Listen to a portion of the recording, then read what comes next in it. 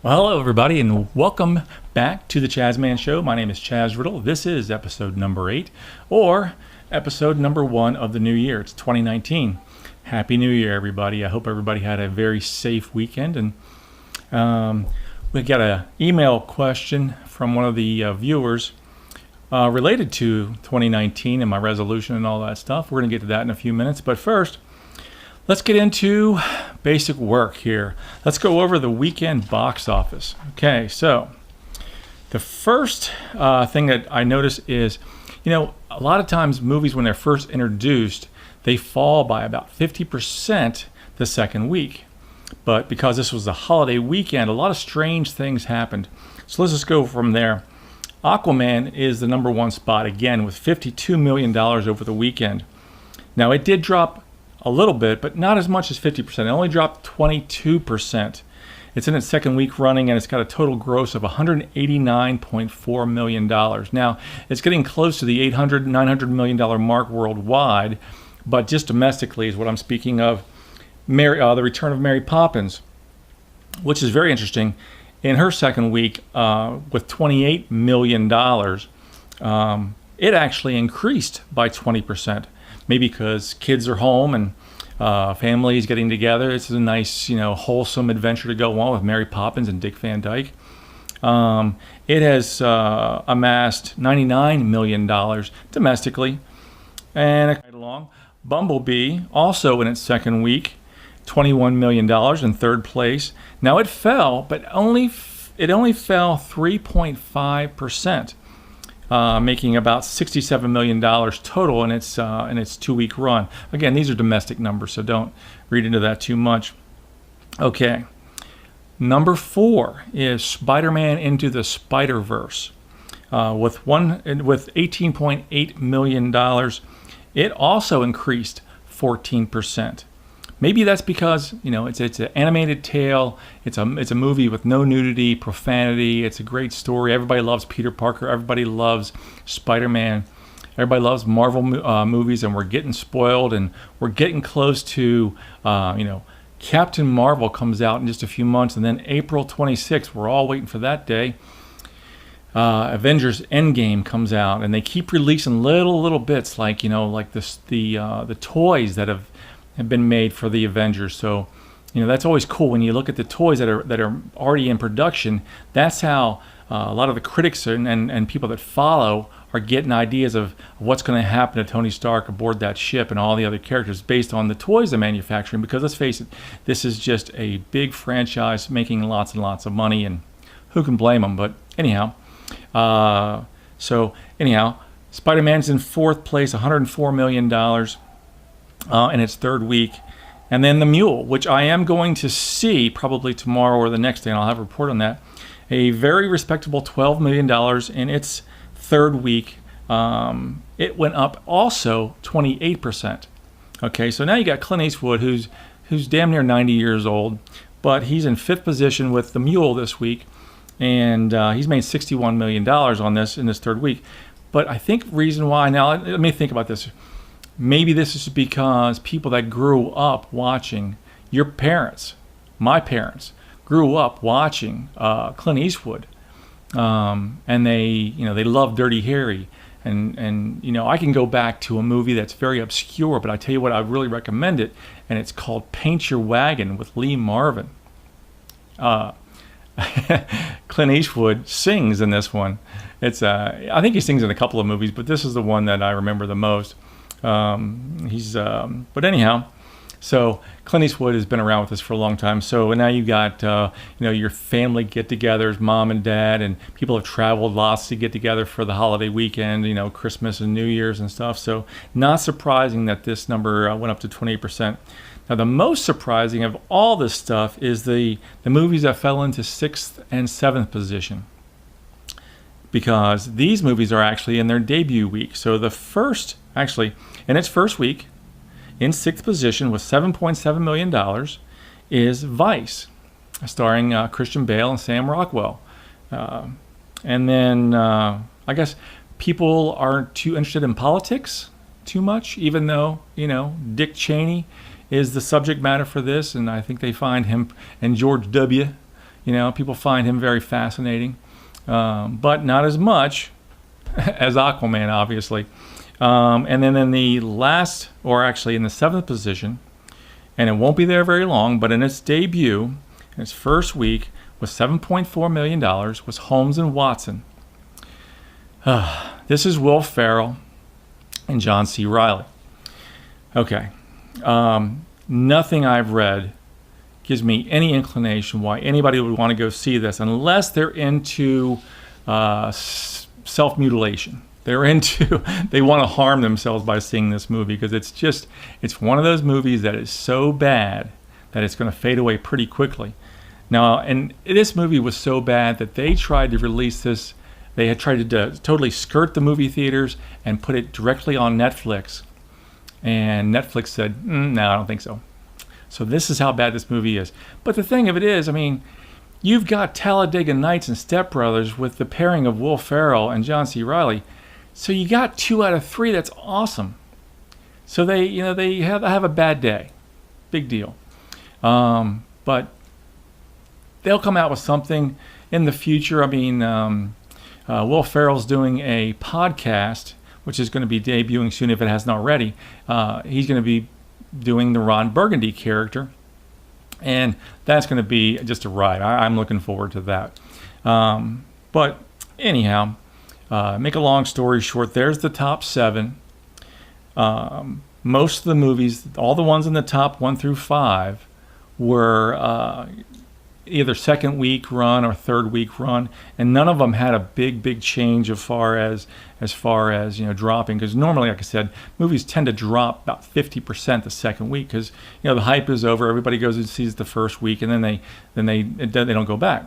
But maybe because this is a holiday week and people saw movies a second time. I know I see movies more than once, and it's not so much that I really enjoy the movie, because that's one reason why I go tonight, because I enjoy them so much, but also because I miss things a lot of times. So I want to hear what's going on.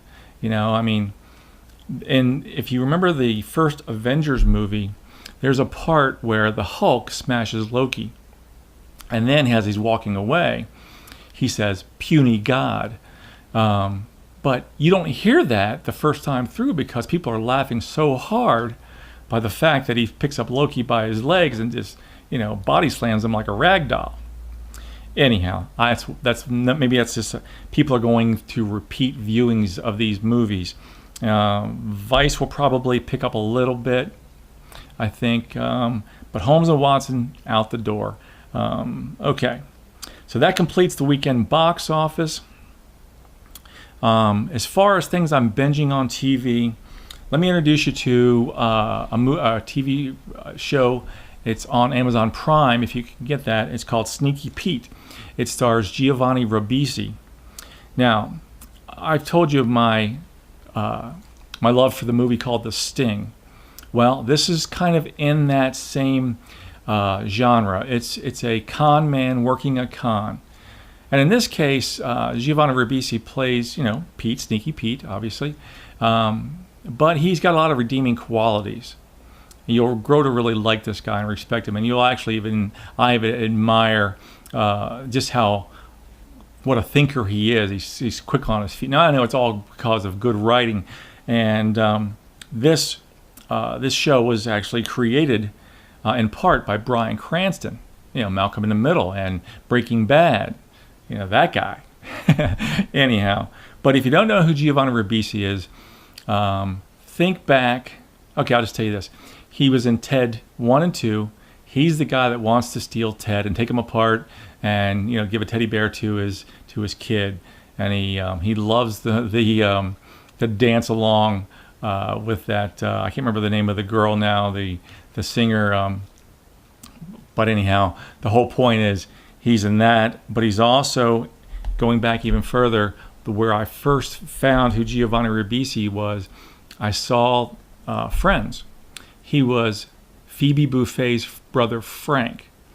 And I don't think there's any better line on TV as when, Phoebe carries his babies as a surrogate mother because his wife she's a little too old. Okay? So at one point in the TV show, Giovanni Ribisi, Frank, stands up and he exclaims, "My sister's having my baby," which I think I fell out of my chair when I heard that. But anyhow, that's my first introduction to Giovanni Ribisi, a great actor, and you really, like I said, I admire his thinking on his feet as the character here, Sneaky Pete. Okay, and the other thing I've been watching, and I'll recommend this also, is Goliath, starring Billy Bob Thornton. This is created by David E. Kelley. Now, David E. Kelley is the guy that created not created, but he wrote for Ally McBeal, L.A. Law, The Practice. He also wrote Picket Fences. I mean, this guy went to Princeton. He was a lawyer, changed his career. I mean, he's like the epitome of stardom, or the American dream in a lot of ways, because he goes to college, becomes a lawyer, says the heck with this, I want to be in movies, and then he meets Michelle Pfeiffer and marries her. He's been married for her for almost 20 years or more. I don't know the exact day they got married, but they've got a couple of young kids. But anyhow, so David E. Kelley created this, and I've only watched the first season, but I tell you what, I really loved it, because there's not a character on there that I don't believe their dialogue. And if you like the movie A Few Good Men, when Tom Cruise is he's testifying, or he's questioning Jack Nicholson as Colonel Jessup, it's that kind of courtroom drama where you see, it's like the little guy against the big arrogant bastard guy who's in charge, and that's what that story is, and the whole Goliath metaphor, the little guy against the giant, and that's one of the reasons why I like this too. Billy Bob Thornton has been around for a while, and here's a guy. I think he's one of those guys who's very loyal to the people that are in his life. I mean, if you look on this TV show, you'll see that Dwight Yoakam plays a character. Dwight Yoakam was also in Sling Blade with him. Maybe that's where they became friends. And then you've also got John Ritter was in Sling Blade as well, and now John's young son Jeff is in Goliath. But anyhow, the whole story hinges on a big corporation that hurts the little guy, and the little guy is represented by Billy Bob Thornton. So it's a nice thing, and I tell you what, it's the perfect amount of episodes. It's 10 episodes, and it's, like I said, it's the perfect length. It's not too much. They don't drag on anything. The characters are once established. They have a pivotal role in everything that goes on. There's no wasted characters. Whoever did the casting for this was excellent. Like I said, I believe every bit of dialogue coming from these guys. So that would be my recommendation. Now, as far as, and that's what I did for New Year's, by the way. I didn't leave the house. It was New Year's Eve, and I was like, it's rainy, nasty out there. People are going to be on the roads. I'm going to just stay back. And I think I made the wise choice, because here I am, survived the night, and I've got a good story, and I've got season 2 I'm looking forward to as well. Okay, now, moving right along, went out to Second Chance Sunday night, had one of the best nights I've had there in a long time. Maybe it was the cast of characters there, all the comics there were really on their game. Maybe it was just the mood that was in the air. I'm not exactly sure, but we had a great time, and I think it was just that the crowd was into it. Everybody was laughing, having a good time. And I tell you what, if you're looking for a cheap date, guys, just come on over to Robert Oliver Place on Sunday nights at 7 o'clock. There's usually about 10, 12 comics, a headliner and a host.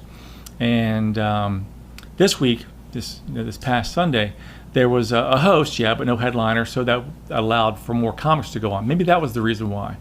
But there was some things that happened throughout the night. There was a young girl there. I think it was her first time ever being on stage, but she was just a load of energy. And I'm going to include some video in this so you can see what I'm talking about. But she was just a character. I'll never forget her, that's for sure. And I think all the people that were there will really like her too. I think she's just one of those unbridled comedic talents. She's very raw, but I think you're really going to like her once she gets some momentum build up. And of course, all the other good guys were there. I mean, I did a quick little interview with Steve Tracy, who puts on the show, and I've also got I taped his stand-up. So we've got a few minutes of that, which is very good. And in fact, let's go ahead and see that right now. First, we'll see the interview with Stephen Tracy, and then we will see his stand-up, at least part of it anyhow. Stephen Tracy, as promised, he's the promoter of the Second Chance Saloon open mic comedy. Stephen, thank you. Sure, thanks for having me on. Tell us about you. How'd you get into comedy? So it was something I always wanted to do, pretty much. Then once I did it, I've kind of been hooked ever since. Good. Who's your favorite comic? I would have to say Bill Burr. Bill Burr. Bill Burr, he's the man. Yeah. I just love the subject matter that he tackles and the way he makes it funny without being overtly offensive to people. He's hostile. I love him too. Right. Yeah, he's my favorite. Because I've always felt that I'm angry inside, and he kind of puts a voice a way I couldn't ever do it. You know? Is your favorite joke your joke or Bill Burr's joke? So what is your favorite joke? So my favorite joke isn't actually a Bill Burr joke. Okay. My favorite joke is from Groucho Marx. Okay. It's very simple. It's outside of a dog, a book is a man's best friend. But inside of a dog, it's too dark to read. Very simple. Just a really simple little twist of wordplay. I love this bar. It's a great bar. Hey, make some noise if you have free will. Bunch of fucking sheep. That was an obvious trap that you all walked right into. Oh boy. And when I moved into the new place, my landlord told me that the previous tenant had died in the apartment. And I was like, I really don't care unless it was like carbon monoxide poisoning. Other than that, it doesn't really affect me. Like if he killed himself, that's fine. Dating's weird out here. I keep running into like the same type of girls. You know, it's all nurses and teachers. Everywhere I go, it's a nurse and a teacher. Both admirable professions. Whenever I run into a nurse, I feel like I'm playing Pokemon, and like I'm walking through the long grass and a Rattata jumps out. And then teachers, it's every bar you walk into downtown, it's like walking through a cave full of Zubats. So yeah, it's fucking teachers, right? Yeah, walking through a bar downtown is like walking through a cave full of Zubats. One pops out and it's like, I can't have this conversation again. Where are all the Eevees at? That's what I'm into, the Eevees. A squirrel is thick as fuck. Well, there you go, guys. I think Stephen Tracy's very, very funny. That's just a sampling of his talents. Again, he's the guy that puts on the show every week. So go over there on Sunday nights, and I think you'll have a great time. You'll have a blast. And if you're a new comic, this is a good venue for you because it's not overcrowded. There's not 10,000 people there waiting, and people are arguing and trying to get places. No, this is probably a crowd of 35, 40 people. So, you're definitely up there on the stage and you're in front of people, but you know what? Nobody's going to hurt you. Nobody's going to kill you. Worst thing that can happen is people maybe not laugh at your jokes. Who cares? So what? Eventually, you'll get one or two jokes that work. You hold on to them, and then you'll see the formula, how it works. Now, I'm still working on my stuff, but I'm just saying, you know what? Just go ahead and go. That's my dog barking in the background. I don't know what the heck's going on there. But anyhow, hope you enjoyed Stephen Tracy's interview. I hope you enjoyed his stand-up there. And now on to the email question. Okay. I've got an email question from... Where is it? Okay. This is from Joe Money. Oh, here it is. Joe Money says, Chaz, what is your 2019 resolution? Well, it's actually Joe, just first off, thank you for sending in the email. But secondly, the to address that, okay, 2019. All right. I talked a little bit about Billy Bob Thornton, and I did a little research on him. And this guy was pretty much destitute for a long, long time and did one-man shows. But the thing that kind of gets me, and it's been in front of my face for a long time, if you want to get somewhere, you kind of have to do things on your own. If Sylvester Stallone had never written Rocky, he would still be probably just a no-name talent out there. But he did, and he stuck to his guns. He got Rocky produced, and then the rest is history. I mean, my gosh, we're talking 1, 2, 3, 4, 5 Rocky, then Rocky Balboa, then you got Creed and Creed 2, and oh my gosh, and then he's got the Expendables, and he's got the Rambo characters. I mean, Stallone did it all because he started with a blank sheet of paper and an idea, and he wrote it, and he got it worked, and he put himself in. He hired himself to star in these movies, okay? But Rocky was the big one. Well, Billy Bob Thornton did the exact same thing. He wrote Sling Blade based on a play or a one-man show that he did. And then he got it produced, and then he made movies, and my God, the guy married Angelina Jolie. I mean, he's another big success. So my 2019 is this. I'm going to finish the short film. Actually, the short film is already finished as far as writing goes. The next step is hiring the crew and auditioning actors and getting them set up and picking a date and locations and all those wonderful things. And the second thing is to finish my screenplay, which is basically a web series. Now, I want to do the YouTube web series as another stepping stone. I mean, first do the short film, then do the web series. So again, actors out there, keep your mind open for, a production I'm going to be doing. It's Chazman Productions. So keep your eyes open for a casting call for me. And if you see me, tell me, ask me, how's it going along? And because I'm basing this on some memories, maybe of some events in my life, maybe you've got a great story you could tell me. Maybe it'll be introduced into the series. I'm not really sure, but we're going to try to do the best we can. So anyhow, guys. All right, well, running out of time here on my camera, so let's go ahead and wrap this up. I hope you have a great 2019, guys. Keep on your toes. Keep a watchful eye for productions I'm going to be starting. And if you like this video, please like it, please share it, please subscribe it. Thanks very much. Happy New Year. Be safe. I'll see you again real soon. Bye-bye. I'm recording. Oh, shit, really? Yeah. No, well, while you were up there, I was checking out the internet. I was like, you know what? Chaz looks really familiar. He looks like a cartoon character. And I figured out who it is. You look like Harry Osborn.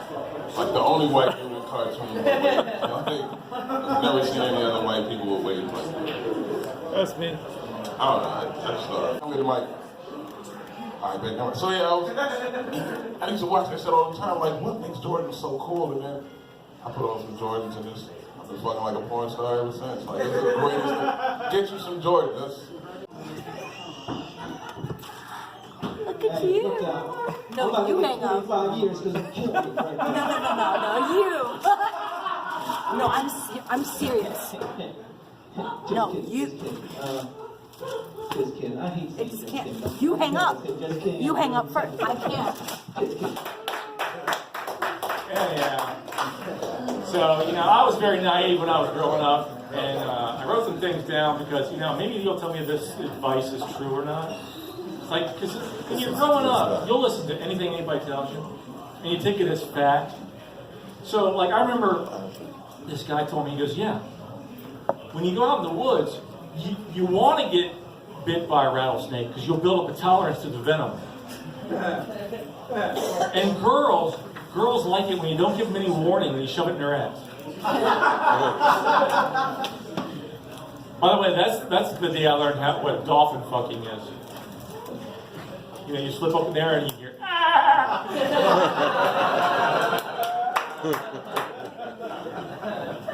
Well, actually, that was the second time I've ever dolphin fucking was. It was this time at SeaWorld.